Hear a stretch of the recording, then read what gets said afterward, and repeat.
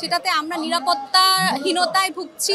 আমরা কি চাই আমাদের সেটা মন খুলে বলতে হবে। সিনেমা বলি বা আমাদের গান সঙ্গীতের জায়গা বলি, নৃত্যের জায়গা বলি, মঞ্চের জায়গা বলি, সব জায়গায় যেন আমরা স্বাধীনতা পাই।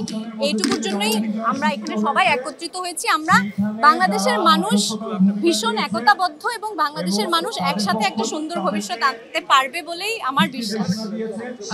দেখা যায় কোন একটা রাজনৈতিক দল করলে অন্য রাজনৈতিক দল দ্বারা আসলে তারা কোণঠাসা হয়, অনেক কাজ থেকে বঞ্চিত হয়। এই বাংলাদেশে আসলে এই জিনিসটা তো কেউই দেখতে চায় না, আপনিও তো বোধহয় দেখতে চান না।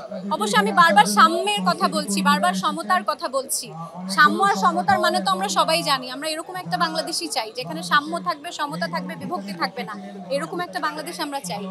আর এটা এখন আমি বারবার বলছি, একটা নতুন সময়ের মধ্য দিয়ে আমরা যাচ্ছি। এরকম সময় আমরা আগে কখনো দেখিনি। আমাদের সবাইকে ধৈর্যশীল হতে হবে, পর্যবেক্ষণ করতে হবে এবং আমরা কি চাই আমাদের সেটা মন খুলে বলতে হবে। না, আমরা এখন কোনো বিভক্তি চাই না। কে কথা বলেছে কখন সেটা তাদের ব্যক্তিগত জায়গা। আমরা সবাই একতাবদ্ধ হয়ে এখন আমাদের সামনের কথা ভাবতে হবে, পেছনের কথা ভাবলে এখন চলবে না। কাজ করার ক্ষেত্রে বিভিন্ন জায়গায় অরাজকতার ঘটনা ঘটছে, সিনেপ্লেক্স যেমন ভাঙচুর হয়েছে, এই ব্যাপারটি নিয়ে একটু বলবেন। প্রচন্ড নিন্দনীয়, সকল অরাজকতার ঘটনা প্রচন্ড নিন্দনীয়।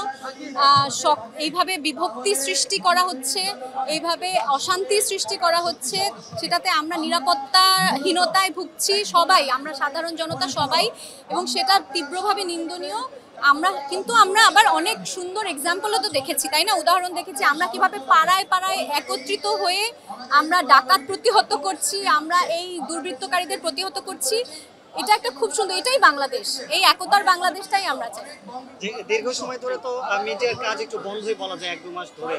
এটা আসলে কত দ্রুত সাধারণ হয়ে যাবে? নিশ্চয়ই এখানে আমাদের সকল সংস্কৃতি কর্মীরা এখানে আছে, নিশ্চয়ই এটা নিয়ে একটা আলোচনা হচ্ছে। আমরা সবাই খুব দ্রুত কাজে ফিরে যেতে চাই। আচ্ছা, থ্যাংক ইউ।